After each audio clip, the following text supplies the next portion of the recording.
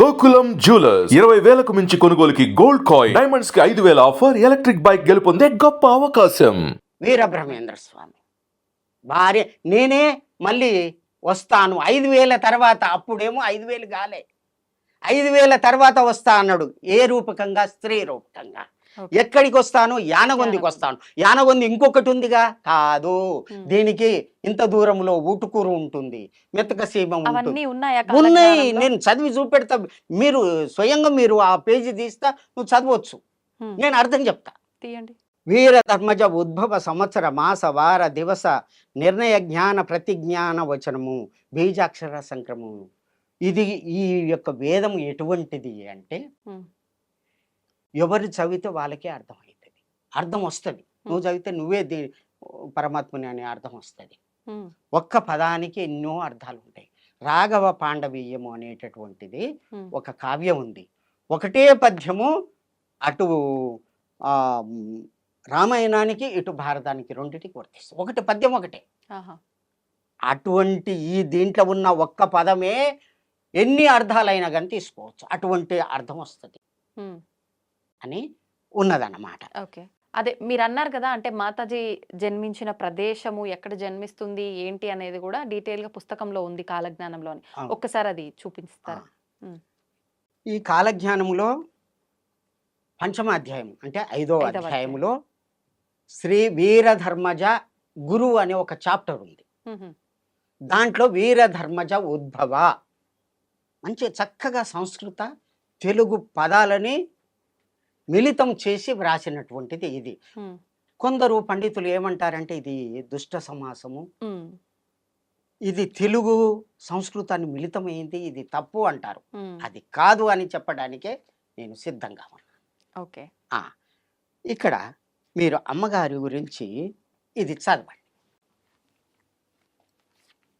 పంచమాధ్యాయము వీరధర్మజ ఉద్భవ, వారి ఆ శ్లోకం చదవండి. మీరు అండర్లైన్ చేసిందా? ఓకే.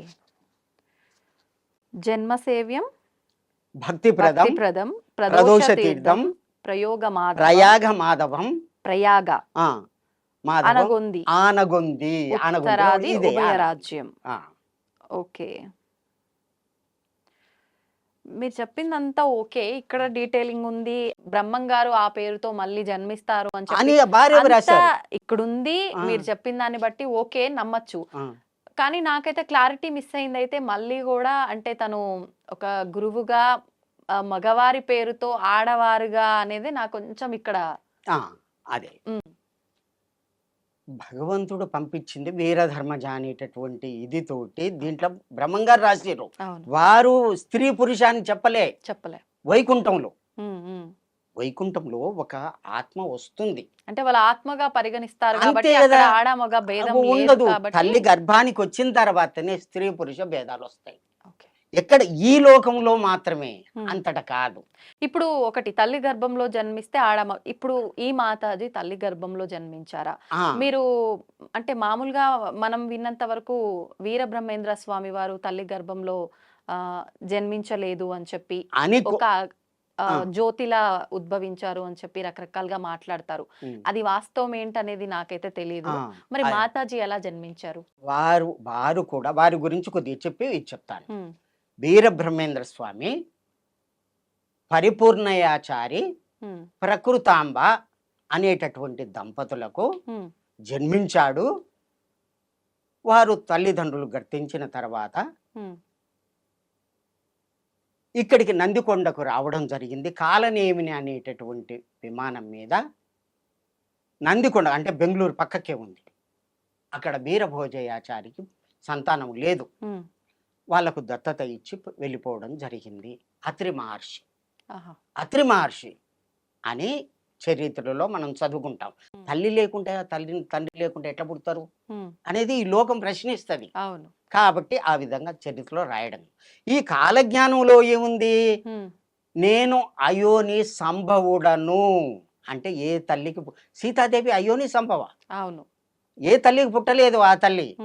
మరి నేను కూడా అట్లాగే అయోని సంభవున్నాయి. మరి దత్తాత్రేయులు అట్లాగే తల్లికి పుట్టలేదు, అంటే గర్భం నుంచి పుట్టిన పుట్టిన వారిని వాళ్ళు కాదు కాదు. నేను అని చెప్పి ఆయన కాలజ్ఞానంలో రాయబడి ఆయన ఉంది.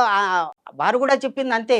ఉమ్, అత్రి మహర్షికి వాళ్ళు ఎట్లా ముగ్గురు కూడా ఆ దత్తాత్రేయ నేను దత్తుడనైనాను ఉహుం. అంతేగాని వారికి నేను వారి దత్తుడను. గర్భంగా చేసి ఆ గర్భాన్ని తాల్చి పుట్టినటువంటి వ్యక్తి కాదు ఆ. దత్తాత్రేయులు. అట్లాగే వీరు కూడా మరి ఇప్పుడు మళ్ళీ వీరభోగ వసంతరాయలుగా జన్మిస్తాను అని చెప్పారు. ఆ. ఆయనే వీరధర్మజగా ఇప్పుడు మాతాజీ అని చెప్పి మీరు మాతాజీ చెప్పారు. వచ్చారు. ఆవిడ ఎప్పుడు ఎలా? ఎప్పుడు అనే గుర్తు చెప్పాడు 5,000 తర్వాతనే, అప్పుడు కాలేదు. అవును. ఇది 5,000 తర్వాతనే జరుగుద్ది వర్తిస్తది అన్నాడు. ఉమ్, ఎందుకు అప్పటికి 5,000 అయిపోయింది. ఆ. అయిపోయిన తర్వాత 1914 నుంచి 18 వరకు మొదటి ప్రపంచ యుద్ధం వచ్చింది. ఉమ్, 38 నుంచి 45 వరకు యుద్ధం వచ్చింది, రెండవ ప్రపంచ యుద్ధం వచ్చింది. ఉమ్, ఆ యుద్ధాల్లో జన నష్టం అవుతుంది అన్నాడు. ఆ, పార్థివో భూప వ్యయో భూప క్షయంగత పునః పంచవర్షేణ వీరభూప భవిష్యతి. అయితే భూపాలులు అంటే రాజులు ఉమ్, అంతకుముందు ఉన్నారు. రాజుల కాలం పోయింది ఆ, కదా. పోయింది. ఎప్పుడు పోయింది ఉమ్, అంటే 47కు మనకు స్వాతంత్రం వచ్చింది కదా. అవును. 47 48లో రాజుల కాలం పోయింది కదా. ఆ రాజుల కాలం పార్థివో అంటే రాజు, ఉమ్, పార్థివ నామ సంవత్సరము, పార్థివో భూప అంటే రాజులంతా కూడా పార్థివ నామ సంవత్సరం వరకు అందరు పోతారు. ఆహా, రాజుల కాలం పోయింది, పోయింది. 48 వరకు పోయింది. పునః పంచవర్షేన మళ్ళీ 5 సంవత్సరాల తర్వాత అంటే 53 వస్తుంది. ఆ, 43 తర్వాత 53 వస్తుంది. ఉమ్. 5 సంవత్సరాలకు వీరభూప భవిష్యతి ఈయన పుడతాడు. 43 తర్వాత 53 అంటే 10 సంవత్సరాలు కదా.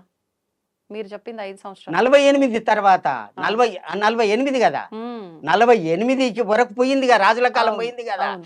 పోయిన తర్వాత అక్కడి నుంచి 5 సంవత్సరాలు ఉమ్, 53లో పుడతాడు ఉమ్, అన్నాడు. వీరభూప భవిష్యతి అక్కడ ఉన్నది, ఉమ్, రాసి ఉంది. అక్కడి నుంచి ఆ విధంగా కాలజ్ఞానం నడుస్తుంది. ఉహుం. అదంతా సత్యం, అక్షర సత్యం అన్నమాట. అమ్మగారు పుట్టడం, భక్తుల ఉద్ధరణ చెయ్యడము, అన్నం నీరు లేకుండా భక్తులని ఇది చేయడము. ఎన్ని సంవత్సరాల పాటు ఉన్నారు అలా అన్నము నీళ్లు లేకుండా మాతాజీ? 26/7/1934లో జన్మించారు. 7/3/2020లో లింగానికి పోయారు. లింగము అంటే వారు అందరూ చనిపోయినట్టుగా ఇట్లా శరీరం ఉన్నది కానీ కళ్ళు తెరిచారు. మళ్ళీ ఇట్లా పట్టుకుంటే కాలుతున్నారు అంటే శరీరం ఎక్కడ చావు ఉంది కాదు. ఆవిడ? శరీరం ఎక్కడుంది? ఇప్పుడు యానవందిలో ఉంది. లింగాన్ని రాతి లింగాన్ని చేసి దానికి ఒకటి ఇది పెట్టి లోపల పెట్టి దాన్ని స్థాపన చేశారు. సజీవంగానే. సజీవం అంటే అందరికి చూడనేమో చనిపోయినట్టు లెక్క, ఆ, కానీ దాంట్లో పెట్టిన తర్వాత కళ్ళు ఇప్పి చూడడం ఏంది, చనిపోయినట్ట అది. ఇప్పుడు అలా మనకు కనిపిస్తారా? ఇప్పుడు కాదు, పెట్టేటప్పుడు పెట్టేటప్పుడు. కనిపించింది. ఇక పట్టుకొని పోతుంటే ఇట్లా పట్టుకొని పోతారు కదా, ఉమ్, కిందంగా కాలుతున్నది. ఆత్మ ఉంటే కాలుతారా ఎవరైనా? కాలదు, అది చల్లబడిపోతుంది దేహం. చల్లబడిపోతుంది. ఆత్మ వెళ్ళిపోయిన తర్వాత చల్లబడిపోతుంది. ఉమ్, ఆ పురుగులన్నీ నాగా వాయువు చేత మా పురుగులన్నీ వచ్చి శరీరాన్ని కథం చేస్తాయి. అట్లా చెయ్యలేదే. ఉమ్, అంటే వారి యొక్క యోగమాయ చేత లింగంలో ఉన్నారు. ఎప్పటిదాకా ఉంటారు అంటే 34 వరకు ఉంటారు, 1934 వరకు ఉంటారు. ఇది అంత అయిన తర్వాత వారు వెళ్ళిపోతారు. వేరే యోగమాయ చేత ఆవిడ బతికున్నారు కానీ అలా అలా అగ్ని లింగంలోకి ప్రవేశించారు అంతే. అంటే తను చనిపోయారేమో కానీ ఆవిడ సాధన వల్ల చనిపోవట బలం వల్ల అసలుకి చావు ఉంటదా? ఉమ్, ఎవరికి చావు ఉండదని శాస్త్రం చెప్తుంది. ఎట్లా? ఇది ప్రకృతి, దీంట్లో ఆత్మ ఉంది. ఉమ్, ఉన్నదా? ఉంది. ఆత్మ ఎట్లా ఉంటుంది? నయనం చిందంతి శస్త్రాన్ని నయనం దహతి పావక నా చయనం క్లేదయంత్యపో నా శోచయతి మారుత. ఆత్మని నీళ్ళలో వేస్తే తడవదు, నిప్పుల్లో వేస్తే కాలదు, గాలికి పెడితే ఎండదు. అటువంటి దానికి చావు లేదు. అటువంటిది నీ యొక్క శరీరంలో ఉన్నది బిడ్డ. ఆత్మకి మాత్రమే కదా లేని నువ్వు ఎవరు? శరీరానికి ఉంటది కదా. నీవెవరు? మీ పేరేంది? ఉమ్. విజిత మేడం. అసలుకి విజిత మేడం అనేది శరీరానికా నీ ఆత్మక? శరీరానికి. శరీరానికి ఉన్నప్పుడు నువ్వు పోయిండు అని ఎవరికి అంటున్నారు? ఉమ్, ఆత్మకి పోయిండు అని అంటారు. అంటే ఆత్మకే కదా ఆ పేరు. ఉమ్, ఈ శరీరం ప్రకృతితో కలిసిపోయింది కదా, ఉమ్, ఆ చావు ఎట్లయితుంది? ఎట్లయితది? ఈ శరీరం ప్రకృతిది, ప్రకృతిలో కలిసిపోయింది. ఉమ్, ఆత్మకు చావు లేదు. ఎవరు చచ్చిరు మరి? ఉమ్. జ్ఞాన రూపకంగా చూస్తే చావు లేదు. అంతే అన్నాడు శ్రీకృష్ణుడు. అట్లాగే అన్నాడు అంటే కదా. అది నేను నేను పూర్వం నుంచి నాకు తెలుసు, ఉమ్, నీకు తెలియదు. నువ్వు అజ్ఞానంలో ఉన్నావు, నేను జ్ఞానంలో ఉన్నాను. ఈ జ్ఞానాన్ని నేను ముందుగా సూర్యునికి చెప్పాను. ఉమ్, తర్వాత ఏమని? ఈ భగవద్గీత అంతా కూడా ఉమ్, సూర్యుని చెప్పాను. అది తర్వాత ఇక్ష్వాకులకు వచ్చింది, తర్వాత భూలోకానికి వచ్చింది ఈ ఆత్మవిద్య. అర్జున, నేను ఇప్పుడు చెప్తున్నాను, అది ఏం జరిగిందో నాకు తెలుసు ఈ ఆత్మ జ్ఞానంతో. నీకు తెలియదు, అందుకనే ఏడుస్తున్నావు. తాత జాడిండు, ముత్తాత జాడిండు, ఈ జాడు, వీళ్ళని చంపనా అని చెప్పి ఏడుస్తున్నా. అదే అర్జున విషాద యోగం. అవును. ధర్మక్షేత్రే కురుక్షేత్రే సమావేత్త యోత్సవ మామకః. నాకు చెప్పు, ఉమ్, కిమ కుర్వతి సంజయ? సంజయుడు, ధృతరాష్ట్రుడు ఇక్కడ ఉన్నారు, ఉమ్, ఎక్కడ? ఢిల్లీలో ఉన్నారు. వాళ్ళు జరిగేది ఎక్కడ? యుద్ధం. అక్కడ యుద్ధం చేసే దగ్గర వాళ్ళు కురుక్షేత్రంలో వాళ్ళు. ఆడికి ఎంత దూరం? ఆడ జరిగేది ఈయన చూసి ఎట్లా చెప్తాడు? ఉమ్. కాబట్టి ఆ యోగ స్థితి ఉన్న వాళ్ళే చెప్తారు కదా. కాబట్టి ఈ సంజయునికి ఆ దృష్టి ఎట్లా వచ్చింది? ఆ దృష్టి ఉన్న వాళ్ళే దీన్ని చదువుతారు. ఎవరు? భగవద్గీతని చదువుతారు. అది కేవలం పఠన గ్రంథం కాదు, యోగ గ్రంథము. మొదటి శ్లోకం ఇది. ఓకే. అది నువ్వు చదివితే, అభ్యాసం చేస్తే నీకు ఆ శక్తి వస్తుందని పరమాత్మ మొదటి శ్లోకంలో చెప్పిండు. ఉమ్, అర్థమైంది కదా. అర్థమైంది. కాబట్టి అటువంటి శక్తి వీళ్ళకున్నది. కాబట్టి పాప ప్రక్షాళన చేసి ధర్మ రక్షణ చేయటానికి వచ్చినటువంటి పరమాత్ముడు వీర బ్రహ్మేంద్ర స్వామి, ఉమ్, వీర ధర్మజులు. ఓకే. ఇది అన్నమాట. ఇప్పుడు ఆ విషయం పక్కన పెట్టేస్తే కాసేపు ఉమ్. మీ విషయానికి వస్తే, ఆ, నేను ఇందాక ఇంట్రోలోనే చెప్పేసిన, ఆ, అంటే ఆయన రాస్తే ఉమ్, మీరు దాన్ని చదవటానికే పుట్టిన ఆయన అంశ అని చెప్పి మీరు చెప్తున్నారు. అవును. ఎలా నమ్మాలి? ఏంటి?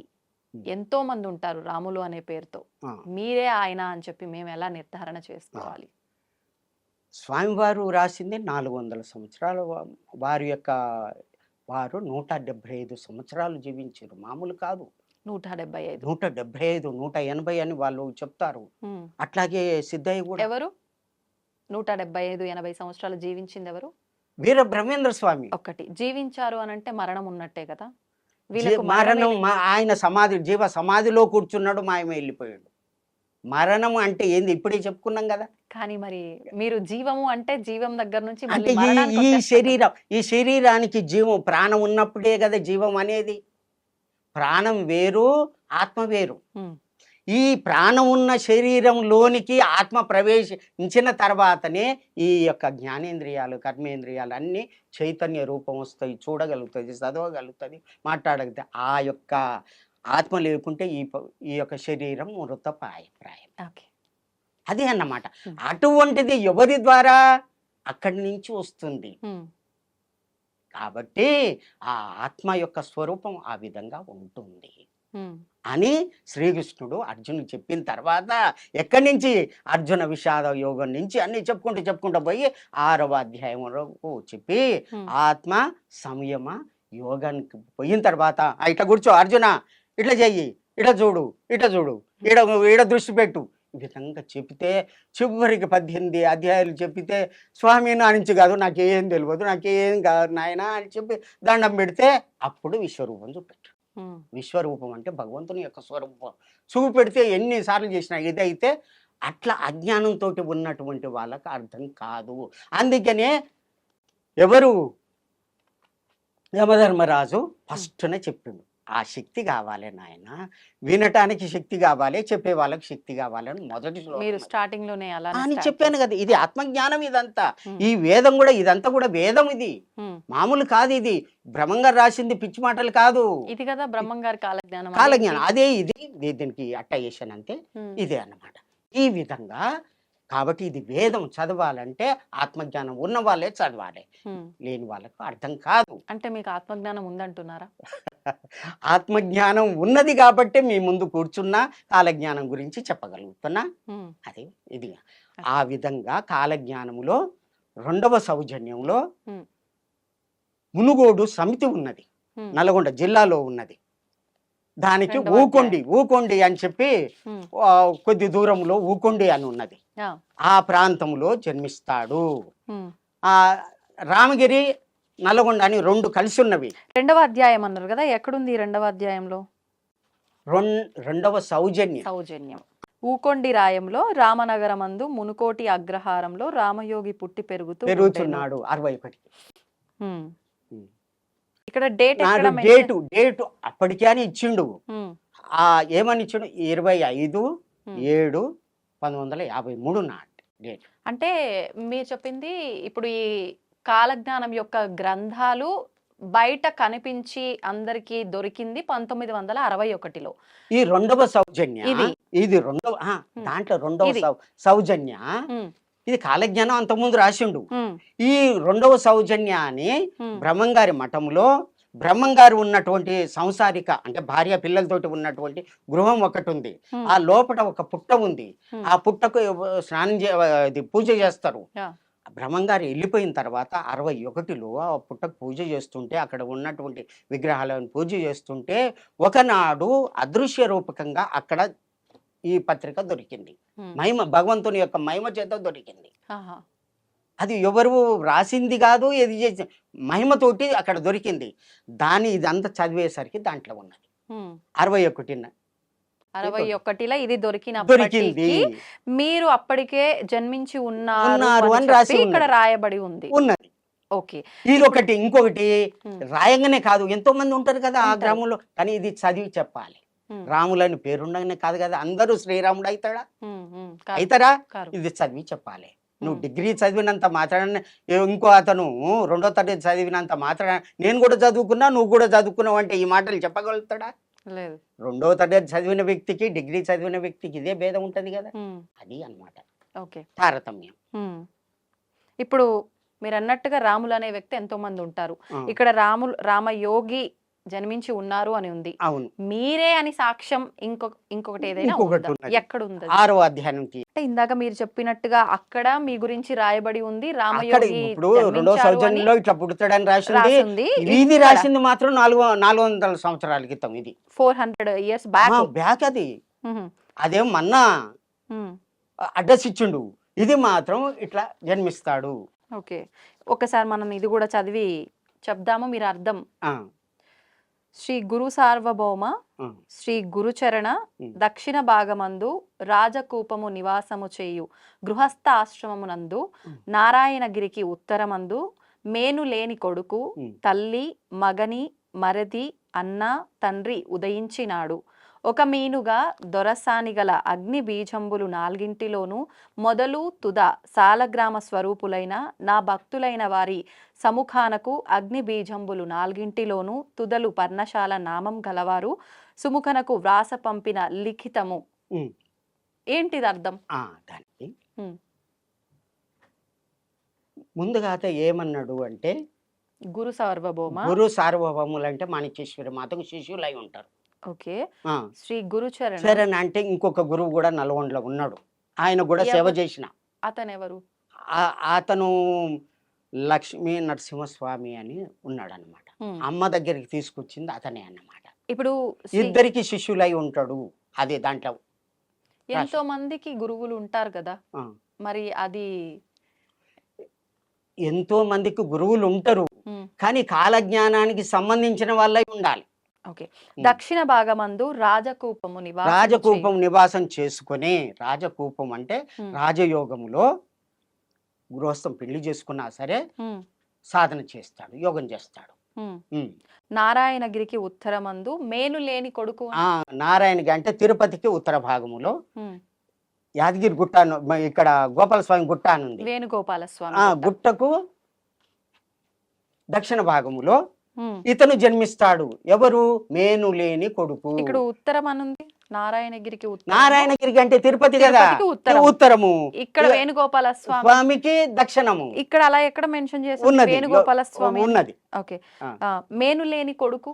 మేను లేని కొడుకు అంటే శరీరం ఉండదు. ఉమ్, శివుని యొక్క త్రికోటి నుంచి వెళ్ళినటువంటి ఉమ్, జ్వాల వలన మన్మధుడు భస్మం అవుతాడు. ఉమ్, రతీదేవి ప్రార్థన వల్ల మళ్ళీ జన్మ ఇస్తా అని చెప్పి శ్రీకృష్ణునికి కొడుకుగా పుడతాడు.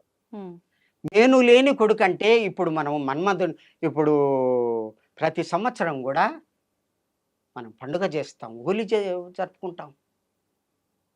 ఉమ్, ఆ ఆ యొక్క మన్మధుని యొక్క శరీరము కాలిపోయింది. అవును. శ్రీకృష్ణుని కొడుకుగా పుడతాడు. ఉమ్, ఆ అతని తల్లి పేరు ఉమ్, రుక్మిణీదేవి, ఆ భర్త ఉమ్, శ్రీకృష్ణుడు. ఉమ్, ఆ ఆ శ్రీకృష్ణుని యొక్క మరిది ఉమ్, అర్జునుడు. ఉమ్. అర్జునుని యొక్క అన్న అన్న, అది ఆ, ధర్మరాజు. తండ్రి తండ్రి అంటే యమధర్మరాజు. ఉదయించినాడు. ఉదయం పుట్టిండు. అంటే ఈ యమధర్మరాజు. పైన అంశతోటి జన్మించిండు ఈయన.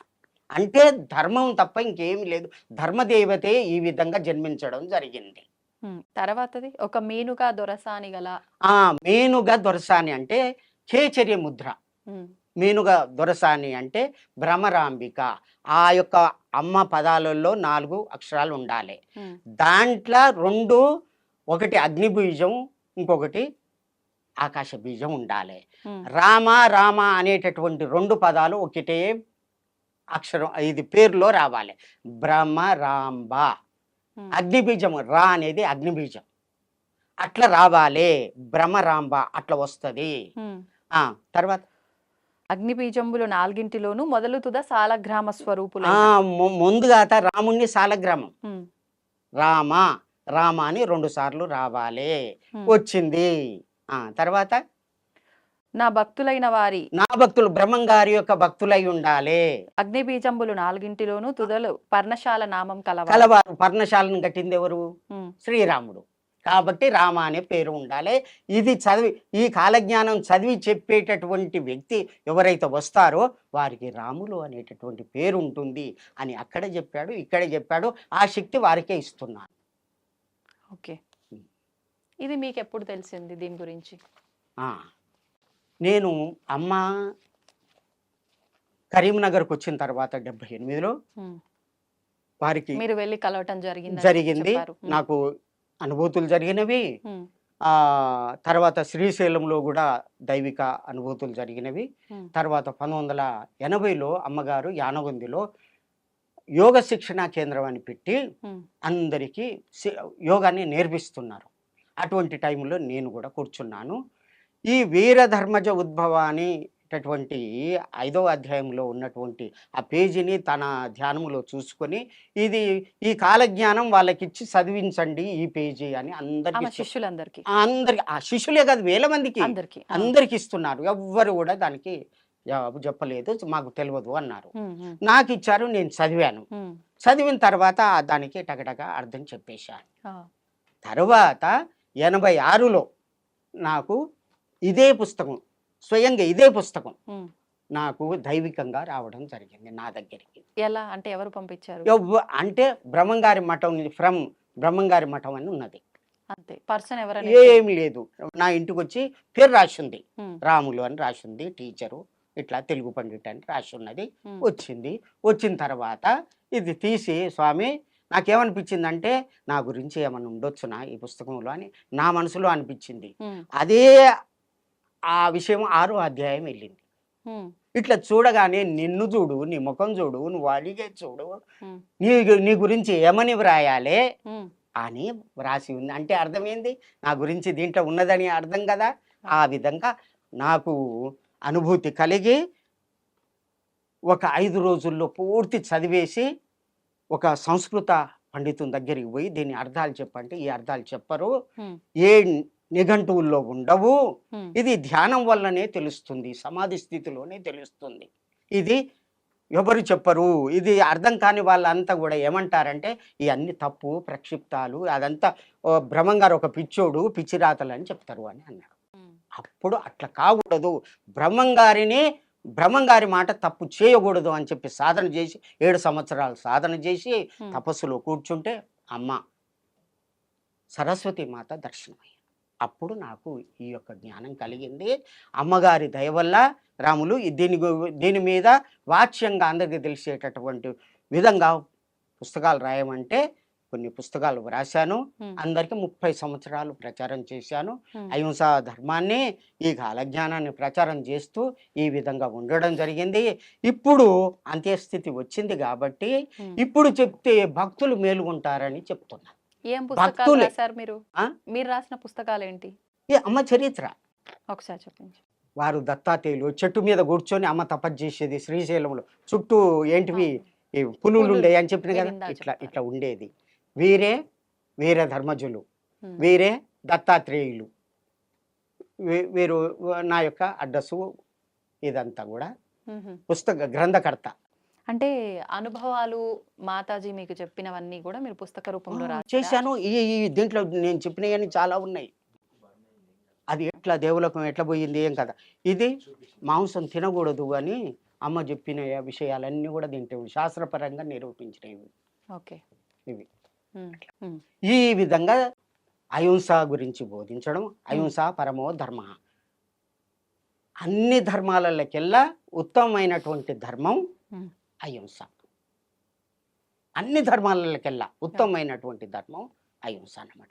ఆ ధర్మాన్ని నాతోటి అమ్మగారు బోధించడం జరిగింది. ఉమ్, అమ్మగారు ఎట్లా చెప్తే అట్లా చెప్పేది, ఓకే. ప్రవచనాలు ఇచ్చేది, కాలజ్ఞానం చదివి చెప్పేది. దీంట్లో ఇట్లా ఉన్నదని భక్తులకు అందరికి కూడా 30-40 ఏండ్లు ఆ విధంగా చెప్పి ఉమ్, చేశాను. వారు అమ్మగారు తపస్సులో ఉన్నారు. భక్తులకు ఇదంతా జ్ఞానం కలిగించడానికి ఇదంతా చేస్తున్నాము ఆ భగవంతుని దయ వల్ల. ఉమ్. ఆ. అయితే మీరు అన్నట్టుగా ఇప్పుడు ఈ కాలజ్ఞానం అందరూ చదవగలుగుతారు కానీ దాంట్లో ఉన్న సారాంశాన్ని మాత్రం ఎవరు బయటికి వ్యక్తపరచలేరు. ఉమ్. నేను ఆయన అంశతో పుట్టాను కాబట్టి నేనే వ్యక్తపరచగలను అని చెప్పి. అంటే ఇప్పటి వరకు జరిగిందంతా అంటే అందరికీ తెలిసిందే. ఇప్పుడు జరగబోయేది ఉమ్. ప్రస్తుతం మనం వింటున్నాం 2025లో ఉమ్. ఆల్రెడీ ఇప్పటికే మనం చూసాం రకరకాల విపత్తులు, ప్రళయాలు చాలా చాలా చవి చూసాము. ఇంకా జరగబోతున్నాయి అని చెప్పి వింటూ ఉన్నాము. ఇప్పుడు ప్రస్తుతం యుద్ధ వాతావరణం కూడా నెలకొంది. ఉమ్. కొన్ని దగ్గరలో దాడులు జరగబోతున్నాయి అని చెప్పి, బాంబు దాడులు జరగబోతున్నాయి అని చెప్పి రకరకాలుగా మాట్లాడుకుంటున్నాం. ఎవరెన్ని చెప్పినా కూడా ఎంతవరకు ఉందో వాస్తవం అని చెప్పి ఒక మూఢనమ్మకంగా కొట్టిపారేస్తుంటాము. కొన్ని సందర్భాల్లో నమ్ముతూ ఉంటాం. కానీ బ్రహ్మం గారి కాలజ్ఞానం అనేసరికి ఖచ్చితంగా ఇప్పటి వరకు మనం చూసిన దాన్ని బట్టి అన్ని జరిగాయి, ఇక మీదట కూడా జరుగుతుంది అనే నమ్మకం ప్రతి ఒక్కరికి ఉంటుంది. మరి మీరు ఈ పుస్తకం చదవగలుగుతారు, దాంట్లో వివరించగలుగుతారు, మీకు అర్థమవుతుంది ఏముంది ముందర ఏం జరగబోతోంది ఇక మీదట. వారే కాలజ్ఞానంలో ఏకాదశ అధ్యాయము వీరధర్మజ చరిత్ర అని రాసిండు. సంస్కృతంలో రాసిండు, ఉమ్, ఉమ్, తెలుగులో కూడా పదాలు అర్థమయ్యేటట్టుగా అది ఖగోళ శాస్త్రం.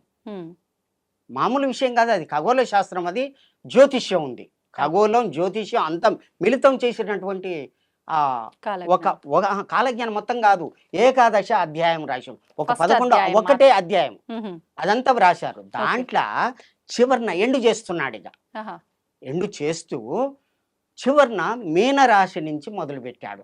వారు రాసిందే, ఉమ్, దాన్ని డేట్లలో తీసి నేను చెప్తున్నాను. అలాగే. శని మీనరాశిలో 29/3/2025 నాడు ప్రవేశించింది. మొన్న ప్రవేశించింది. అయితే అప్పటి నుండి 2/6/2027 అయితే 2.5 సంవత్సరాలు శని ఒక రాశిలో ఉంటాడు. ఉమ్, మీనరాశిలో ఇప్పుడు ప్రవేశించి ఉన్నాడు. ఉమ్, ఉన్నాడు. అప్పుడు ఏం జరుగుద్ది అని రాసిండంటే వారు ఉమ్, మ్లేచ్ఛ నాశనం. మ్లేచ్ఛ మ్లేచ్చులు అంటే నానా భక్షక మ్లేచ్ఛ అని వేదవ్యాసుడు చెప్పిండు. ఉమ్, నానా భక్షక, ఏది పడితే అది తినేటటువంటి వాళ్ళు. ఏది దొరికితే అది, ఉమ్, గుడ్డు మాంసం కావచ్చు, ఏది మాంసం కావచ్చు, పంది మాంసం ఏదైనా సరే, ఉమ్, నీతి నియమం లేదు, ఇది తప్పు ఇది ఒప్పు లేదు, అటువంటి తప్పుడు పనులు చేసి తిరిగేటటువంటి వాళ్ళంతా కూడా వాళ్ళని మ్లేచ్చులు అంటారు. ఉమ్, కులం అని కాదు, ఓకే. మతం అని కాదు, ఆ విధంగా ఉన్నటువంటి వాళ్ళంతా కూడా నాశనం అవుతారు ఈ 2.5 సంవత్సరాలు. ఒక రకంగా భగవంతుడిని నమ్మని అజ్ఞానులు అనుకోవచ్చా? నమ్మకపో, ఆ, నువ్వు దైవికంగా ధర్మంగా ఉంటే చాలు. ధర్మం ముఖ్యం. ఇక్కడ ధర్మం ఉండాలి కదా. ఉండాలి. ధర్మం 4 పదాలు కదా. ఉమ్, ఉమ్, ఒకటి ఒకటే ఉంది. ఒకటి సత్యము, ఉమ్, రెండవది దయ, ఉమ్, మూడవది తపస్సు, నాలుగవది దానము. దీన్నే సనాతన ధర్మాలు అంటారు. ఉమ్, మేను ఉండేటటువంటి భాగవతంలో చెప్పినట్టు ఈ 4. దీనికి ఎన్నో వేలు ఉపధర్మాలు అవన్నీ కూడా చెప్పొచ్చు. ఇవి ముఖ్యంగా 4.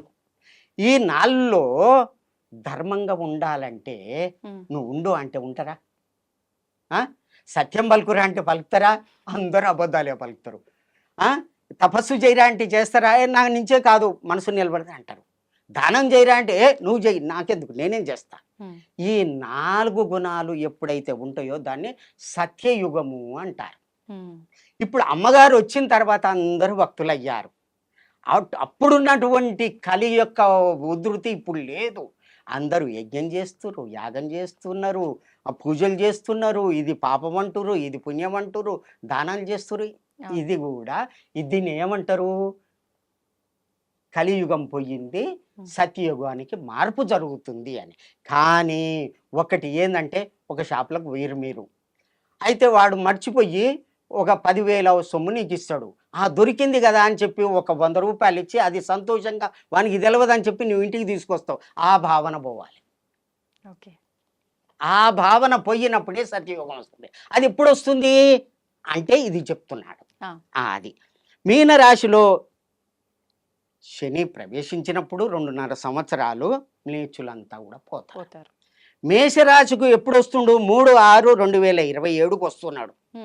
వచ్చి 7/8/2029 వరకు ఉంటాడు.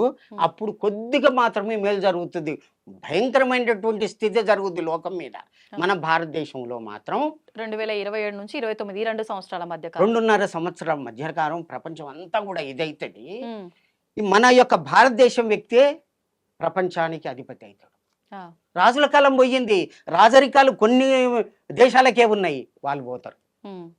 అంతే కదా. ఇప్పుడు రాజుల కాలం లేదు. ఆయన ఏమని చెప్పిండు? రాజుల కాలం పోతుంది అను, పంచాయతీ రాజ్యం వస్తుంది అన్నాడు. పంచాయతీ రచ్చకొట్టములందు మొత్తుకునేరు అని రాశాడు. రచ్చకొట్టములు అంటే పంచాయతీ రాజ్యాలు వస్తుంది, రాజుల కాలం పోతుంది, పంచాయతీ రాజ్యం వస్తుంది అని క్లియర్గా రాశాడు. తర్వాత బస్సులు వస్తాయి. హరి నీల తామ్ర శకటములు ఊర్లకు ఊరికేనుమా అంటాడు. అంటే బస్సులు అన్నీ తిరుగుతుంటాయి. అప్పుడు ఉన్నాయా? విమానాలు నడుస్తాయి అన్నాడు. వచ్చినాయి కదా. సూత్రప్రాయంబుగా పట్టాలు వేసి పొగబండ్లు నడిపిస్తారు అన్నాడు. నడిపించింది కదా. ఉత్తర దేశాన సత్తుగా ప్రజలంతా కత్తులతో వేటలాడేరు, మా కత్తులతో పొడుచుకొని చేస్తారు. చదివింది కదా. ఉత్తరా దేశాన వైశ్యకులామందు ఉత్తమ గాంధీ ఒకడు పుట్టేనమా. వైశ్యకులంలో ఆయన పుట్టిండు కదా. ఏ ఆడ జరగలేదు, జరిగినాయి కదా. కానీ కొన్ని బ్రహ్మంగారు చెప్పిన అంటే జరగనివి కూడా ఉన్నాయి అంటారు కదా. అంటే జరుగుతాయి అని అర్థం కదా. జరగనివి ఉన్నాయి, జరుగుతాయి అని అర్థం కదా. అయితే ఆ విధంగా జరుగుద్ది. తర్వాత కించిత్తు కొద్దిగా మన భారత్, కానీ హైదరాబాద్ మాత్రం చాలా బాగుంటుంది. ఇక్కడనే కృష్ణా గోదావరి మధ్య, ఈ కృష్ణా గోదావరి మధ్యలో భగవంతుడు జన్మిస్తాడు. ఈ ప్రాంతంలో తిరుగుతాడు. ఇక్కడనే కదా పుట్టింది అమ్మ. ఈ మధ్య భాగంలోనే అమ్మ పుట్టింది. అట్లాగే వారణాసి అంతు మేమయం, వారణాసి వరకు కూడా నేనే చూసుకుంటా. గౌతమం చేయవా, నేను చూసుకుంటాను. తర్వాత బాదామి ఏకమే రాజ్యం. బాదామి అంటే బెంగళూరు దగ్గర ఉంటుంది, అంతవరకు చూస్తాను. అదే కాకుండా కావేరి గిరిజాతోయం వైకుంఠ రంగ మందిరం అంతవరకు కూడా, అంటే రామేశ్వరం వరకు కూడా నేను పరిపాలన చేస్తాను. నా భక్తుల్ని రక్షించుకుంటాను. మిగతా వాళ్ళంతా కూడా పాపాత్ములంతా నాశనం అవుతారు. ఇది జరుగుద్ది, జరిగి తీరుతుంది. సత్యం సత్యం న సంశయ. ఈ విధంగా జరుగుతుంది. ఇప్పుడు 29 తర్వాత ఈ 29 ఇదైన తర్వాత వృషభ రాశికి శని ప్రవేశం అవుతాడు. ఎప్పుడు అంటే 8/8/2029కి ప్రవేశించి 30/5/2032 వరకు ఉంటున్నాడు. అప్పుడు ఏం జరుగుద్ది? బాంబింగ్ జరుగుద్ది. ఎక్కడ? మన భారతదేశానికి ఈశాన్య మూలం అంటే కలకత్తా. కలకత్తాలో గంగా నది, అక్కడ పోయిన తర్వాత ఉగ్లీ అని పేరు పిలుస్తారు గంగా నదిని. ఆ ఉగ్లీలో ఆ ప్రాంతంలో బాంబింగ్ అవుతుంది. అక్కడ విషగాలి మొదలవుతుంది. ఆ గాలి అంతా కూడా మన భారతదేశానికి ఇదంతా చుట్టుకుంటుంది. ఆ గాలి పీల్చగానే అందరు చేస్తారు. చైనా తోటి వచ్చేటటువంటి అవకాశం ఉన్నది. అంటే భగవంతుడు తప్పియొచ్చు. అది కూడా వచ్చేటటువంటి ప్రమాదం తప్పియడానికే కదా పూజలు చేస్తాం మనం. గ్రహ దోషాలు ఇవన్నీ ఎందుకు చేస్తాం? ఆయన పూజ చేస్తే ఇట్లా అవుతుంది, ఈయన పూజ చేస్తే అట్లా అవుతుంది అంటే అవుతుంది, నిజమే. ఆ దోషాలు కూడా తొలగియొచ్చు. అకాల మృత్యుహరణం అని పూజలో మనం అంటాం కదా, అవును ఆ పూజ చేస్తాం కదా, అకాలంగా వచ్చేటటువంటి మృత్యువులు కూడా పూజ వల్ల పోవాలి. తొలగిపోతాయని అర్థం కదా. ఇది కూడా భగవంతుడు తొలగియవచ్చు, కానీ ఇట్లా ఉంటుంది ఉమ్, అది. అప్పుడు యుద్ధం జరగవచ్చు. అయినా సరే బాంబింగ్ అయినా సరే ఇక్కడ ఉన్నటువంటి భగవంతుడు దాన్ని నిరోధిస్తాడు. ఉమ్, ఇక్కడ చూడండి ఒకటి పాకిస్తాన్లో చేసినటువంటి బాంబులు అన్నీ కూడా మన భారతదేశానికి పక్కన ఉన్నటువంటి ఒక దేవాలయం ఉంది. ఉమ్, ఆ దేవాలయం దగ్గర పడినటువంటి బాంబులు పేలవు. ఉమ్, ఆ తల్లి కాపాడుతుంది. అంటే మన దగ్గర ధర్మం ఉందనే కదా. ఉంది. అవునా కాదా? అవును. ఈ సాక్ష్యం అండి ఇది. ఉమ్, మీరు చూడొచ్చు. అట్లాగే ఇక్కడ ఉన్నటువంటి భగవంతుడు ఎవరు ఎటువంటి బాంబులు వేసినా సరే ఆయన రక్షిస్తాడు. ఎట్లా శ్రీకృష్ణుడు అర్జునుడు రక్షించలే, ఉమ్, ఎటువంటి ఇది బాణాలు వేసినా కానీ అన్ని లేకుండా ఆంజనేయ స్వామిని పెట్టి ఇది చేసిండు కదా. చివరికి అర్జునుడికి చెప్పడానికి ఆంజనేయ యువతలకి రాగానే రమ్మనంగానే వచ్చిండు, ఆ యొక్క రథమే పేలిపోయింది. వెళ్ళిపోయి. ఆ విధంగా జరుగుద్ది. భగవంతుడు రక్షిస్తాడు. కలికి భగవానుడు పుట్టాడు. అమ్మనే కాదు, మళ్ళా తాను వస్తా అన్నాడు కదా, ఉమ్, ఉమ్, ముందు కదా పంపిడు, తర్వాత వస్తా అన్నాడు కదా. మళ్ళీ అదే గ్రహస్థితి. ఏది? చంద్రుడు, సూర్యుడు, ఉమ్, గురువు బృహస్పతి. ఏకరాశిలో సమస్యంతి అని చెప్పుకున్నాం కదా. అవును. మళ్ళీ 12/8/2026 నాడు మళ్ళా వస్తుంది. సేమ్ అదే గ్రహస్థితి. ఉమ్, దానివల్ల అది అంటే ఈ మధ్యకాలాన్ని సంధికాలం అంటారు. ఆహా, దానికంటే ముందు కలిగి భగవానుడు ఆయనే పుట్టాలి. ఆ, ఎవరు? మహావిష్ణువే పుట్టాలి. ఆ, ఒరిస్సాలో పుట్టాడు. ఒరిస్సాలో పుట్టాడు. ఆ భవిష్యమాలిక గురించి ఇది కాలజ్ఞానం ఎట్లా వీరబ్రహ్మేంద్ర స్వామి రాసిండో, ఉమ్, శ్రీకృష్ణుని యొక్క స్నేహితులు 5 వారి యొక్క అంశతోటి పుట్టి పూరి జగన్నాథులో కూర్చొని వటవృక్షం కింద కూర్చొని భవిష్యమాలిక అనే గ్రంథాన్ని రాసిండ్రు. ఎప్పుడు జరిగింది ఇదంతా? ఏ సంవత్సరంలో? 1485 ఉహు, తర్వాత జరిగింది. అయితే రాసిన దాంట్లో ఏముంది? ఇప్పుడు జరిగేదంతా కూడా రాసింది. పాకిస్తాన్ అనే పేరు ఉంది, అప్పుడు లేనే లేదు పాకిస్తాన్ అని ఉమ్, ఉమ్, పేరు రాసినాడు. అవన్నీ కూడా క్లియర్గా రాసింది. అది కూడా నేను చదివాను. ఉహు, భవిష్యత్ పురాణం చదివాను, భవిష్యమాలిక చదివాను, ఉమ్, ఇటు భాగవతం చదివాను, భగవద్గీత చదివాను, ఈ కాలజ్ఞానం చదివాను. ఏ ఏ పురాణాల్లో కూడా ఏ ఏ గ్రంథాల నుంచి ఈ విధంగా ఉన్నదో అదంతా కూడా చదివి మేము ముందు కూర్చున్నాను. తల్లి ఒట్టిగా రాలేదు, నేను ఉమ్, గట్టిగా వచ్చే అందరికీ కూడా చెప్పడానికి వచ్చాను. ఉమ్, తర్వాత ఈశాన్యముల నుంచి ఈ విధంగా జరుగుతుంది అన్నాడు. ఆ. అది రావచ్చు, వస్తుంది, భగవంతుడు రక్షిస్తాడు మన భారతదేశం వాళ్ళని. కానీ నమ్మకతోటి ఉండాలి. ఉమ్, ఓం నమో భగవతే వాసుదేవాయ వాసుదేవాయ. ఇదే చెప్పిండు. ఓం నమో భగవతే వాసుదేవాయ అని అదే వెళ్ళిపోతుంది అంతే. ఉమ్, అక్కడ మాలికలో ఏమని చెప్పిండంటే మాధవాయ నమః అంటే వెళ్ళిపోతుందట ఉమ్, అంతే. అవి ఏమీ కావు, ఓకే. నీళ్ళు అయిపోతాయి.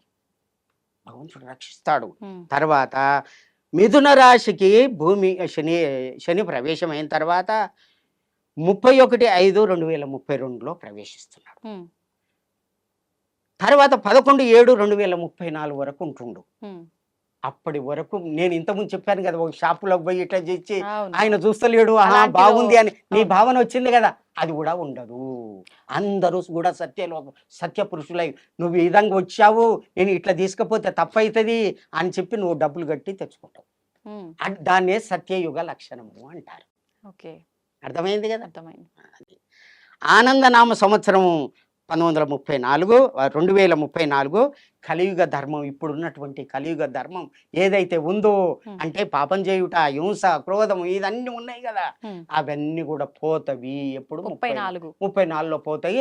సత్యయుగ ధర్మం నిలిసే అంటే ధర్మం హరి ఎక్కువగా ఉంటుందనా? గోవింద గోవింద బ్రహ్మం, శివ గోవింద గోవింద బ్రహ్మం. Hmm. అమ్మా ఈ విధంగా మరి జరుగుతుంది. కలియుగం అంతం అని అంటున్నారు కదా, ఇది కలియుగం ఇదేనా అంతం ఇంకా? అంతే కదా. మన కానీ డేట్ మీరు చెప్పాడు కదా, చెప్పినట్టుగా కొన్ని లక్షల సంవత్సరాలు అయింది, మొత్తం ఇంకా చాలా లక్షల సంవత్సరాలు ఉందంటారు కదా. ఉన్నదానికి తగ్గించిండు కదా, ఉమ్, ఉమ్, తగ్గించిండు కదా. తగ్గించిండు. ఈ పాపాల వల్ల ఇప్పటికే ఆ ధర్మం లేదు కాబట్టి నేను వస్తున్నా అన్నాడు. 4,32,000 సంవత్సరాలు కలియుగ సంవత్సరాలు. కానీ 3 ఉంటాయి కలియుగ సంవత్సరాలు ఉంటాయి, ఉమ్. అంతర్యుగం ఉంటది, ధర్మయుగం ఉంటది. 3 రకాలు ఉంటాయి. ఇది ఓ. ధర్మయుగం. ఇప్పుడు రాబోయేది ధర్మయుగం ధర్మయుగం. 34లో. సత్యయుగం అన్న. ధర్మయుగం అంటే సత్యయుగం. ఆయన సత్యయుగం. చెప్పిండు కదా, ధర్మాన్ని నిలబెడతా అన్నాడు కదా. అవును. ధర్మాలు లేవు కదా, 4 ధర్మాలు పోయినాయి కదా. పోయినాయి. అందుకనే భగవంతుడు ఈ భూమి మీదకి మాణికేశ్వరి మాతగా అంటే వీరధర్మజ మాతగా అటు కల్కి భగవానునిగా జన్మించడం జరిగింది. ఉమ్, కలికి ఎక్కడ పుడతా అన్నాడు? ఉమ్, శంబల గ్రామంలో పుడతా అన్నాడు. ఉమ్, 12వ భాగవతము 12వ స్కందము 2వ అధ్యాయము 18వ శ్లోకంలో ఉమ్, శంబల గ్రామస్య ముఖ్యస్య బ్రాహ్మణస్య మహాత్మనః శ్లోకం ఏ సంవత్సరంలో? చెప్ ఆయన వేదవ్యాసుడు రాసినటువంటి వేద- ఇది. ఆ, మహాత్మన ఉమ్, విష్ణు యశసః ఉమ్, అనే పేరు ఉన్నటువంటి ఒక బ్రాహ్మణ ఇంట్లో కలికి పుడతాడు. ప్రాదు భవతి భవిష్యతి అన్నాడు, పుడతాడు అన్నాడు. ఉమ్, శంబల గ్రామం ఎక్కడ ఉంది? ఉమ్, అది దివ్యమైనటువంటిది. శంబల అని పేర్లు 4 ఉన్నాయి. అవును. కానీ రాములు అన్నంత మాత్రం నేను రాముని కాదు కదా. ఉమ్, ఆ శంబల అని పేరు పెట్టుకుంటే ఆ ఊరు కాదు కదా. అది దివ్యమైనటువంటి గ్రామం. అది ఉమ్, ఆ గ్రామంలో పుడతాడన్నాడు. ఉమ్, ఆ విధంగా వారిని పంపడం జరిగింది, జన్మించడం జరిగింది. వారికి 19 సంవత్సరాలు ఇప్పుడు. ఇప్పుడు ఉమ్. ఎట్లా ఉన్నాయి అనుకున్నాం వాళ్ళకి అతని యొక్క కండ్లు మీరు చూసారా? ఎంత అందంగా ఉన్నాయో. ఉమ్, చాలా అందమైనటువంటి కండ్లు, ఉమ్. అజానుభావం, అరవింద దళాయతాక్షం. ఎందుకు ఆయన ఇంకా బయటికి రాలేదు మరి? జన టైం రాలేదు. ఉమ్. చాలా చక్కటి బ్రాహ్మణ వంశంలోనే పుట్టాడు. ఎప్పుడు బయటకు వస్తారు సమాజం దృష్టికి? ఇప్పుడు వస్తుంది, టైం వచ్చేస్తుంది. అందరికి భక్తులకు దర్శనం ఇస్తాడు. ఉమ్, అంటే ఎంత సమయం ఉంది? ఇంకా 28. 28 సంవత్సరాల? ఏ- ఆ, ఇప్పుడు మేము చూస్తున్నాం, పోతున్నాం, దర్శనం చేసుకుంటాం. మాకు పర్మిషన్ ఉంది. ఆ, మేము పోతున్నాం, చూస్తున్నాం. ఎన్నో మహిమలు. నేను ఆశ్రమంలో కూర్చొని తపస్సు చేస్తే ఆకాశం నుంచి శబ్దాలు వచ్చినాయి. ఇది నిజమా కాదా, ఇతను చెప్పేది నిజమా కాదా అని చెప్పి ఉమ్, 13/3/2022 అనుకుంటా మధ్యరాత్రి 1ంటికి కూర్చున్నాను. వీళ్ళంతా చెప్పేది నిజమా కాదా అని. ఉమ్, నాకు వాస్తవం, నేను తప్పు చెప్పే అబద్ధం ఆడే అవసరం లేదు. మహావిష్ణువు యొక్క దర్శనం జరిగింది. మహావిష్ణువు దర్శనం జరిగింది. ఉమ్, అంటే వాళ్ళకి ఫోన్ చేశాను. ఉమ్. ఫోన్ చేసి ఎవరికి?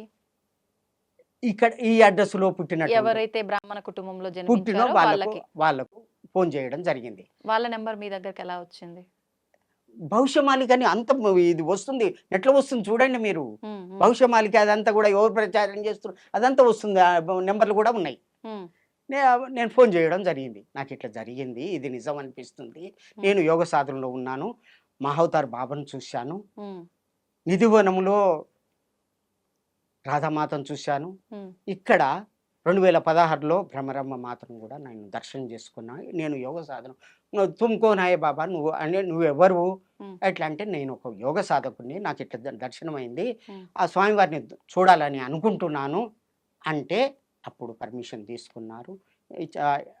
తర్వాత నాకు అనుమతి ఇచ్చారు దర్శనానికి. ఉమ్, టెస్ట్ చేస్తారు ముందు కదా. వారు సరే అంటేనే తీసుకుపోతారు, దర్శనం ఇస్తారు. వారు అంటేనే. ఆ జన్మించిన వారికి తెలుసా నేను పలానా వ్యక్తిని ఇలా జన్మించానని? ఎందుకు తెలియదు?